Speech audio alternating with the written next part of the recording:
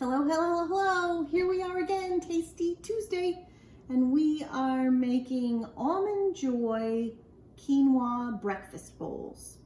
And quinoa is one of those superfoods that is full of antioxidants. It's high in protein, it's gluten-free, and so good for you.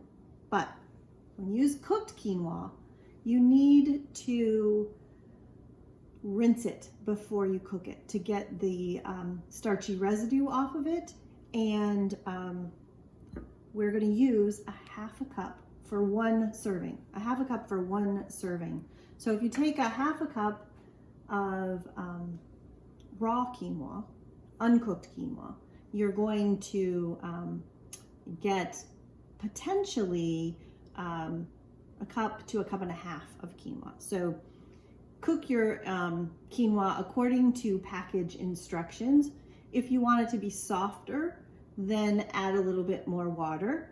And if you, when you're cooking it, you want to cook it until it's translucent, almost see-through. So we've got a half a cup of cooked quinoa, and we are going to add a quarter cup of coconut milk and a half of a tablespoon of cocoa powder. I'm gonna scrape that out.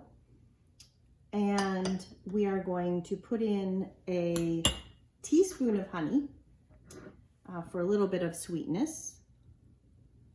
And we'll have a little bit for a drizzle on top once we put it together. So we're going to stir all this together, mix in that cocoa powder so that we actually get chocolate quinoa. Who doesn't love that? Chocolate quinoa. Quinoa, like I said, is gluten-free. It's full of the essential amino acids. It has B vitamins and iron and vitamin E, as well as magnesium and potassium, even calcium. So when you incorporate quinoa into your diet, it's so good for you. Okay, so there we go. We've got chocolate quinoa.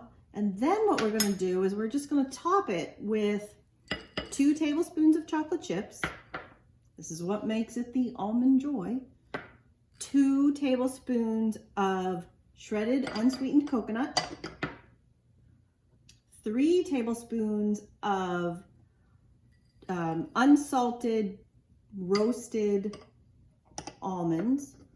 And then we're going to add a teaspoon of chia seeds. And you know what chia seeds, I love those. They are full of everything good for you. Fatty acids, amino acids, antioxidants, so good for you. Then we're going to sort of sprinkle it with some kosher salt, because you always need just a little bit of salt with a sweet thing. And then we'll take and we will just drizzle a little bit of honey on top. Now, if you want it to be vegan, you can use maple syrup or agave. And if you don't like maple syrup or honey, then you could just stir in a little bit of sugar. So with that, I hope you love this. I hope you give it a try. And you could also mix in other things. You could use an almond milk and some almond flavoring to make it totally like an almond bite. Totally lost my train of thought there. You could mix in some fruit, some blueberries, some blackberries, some raspberries. You could use frozen or fresh. You could mix in other seeds like pumpkin seeds or sesame seeds or sunflower seeds. And you could even use cow's milk if you're not concerned about being vegan. So with that, I hope you love this. I hope you give it a try, and I'll see you next time. Bye-bye.